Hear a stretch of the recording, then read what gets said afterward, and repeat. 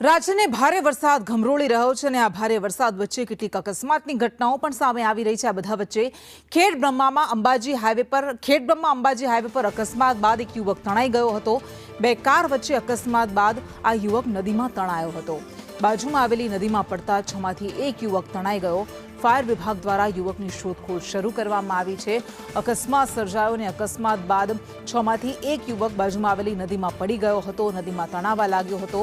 Gravity આગળ eco અને મારુતિ ગાડીને પાછળથી ટક્કર મારતા બંને વચ્ચે અકસ્માત સર્જાયો હતો। ઇકો ગાડી પલટી ગઈ હતી। ઇકો ગાડીના તમામ પેસેન્જર્સ મહીસાગરના રહેવાસી હતા। આમાં કુલ 6 યુવકો સવાર હતા, જેમાંથી એક યુવક બાજુમાં વહેતા પાણીના પ્રવાહમાં તણાવા લાગ્યો હતો।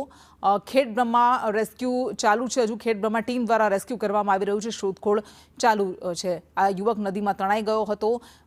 ફાયર વિભાગે હાલ યુવકની શોધખોળ હાથ ધરી છે, જોકે હજુ કોઈ ભાળ મળી નથી।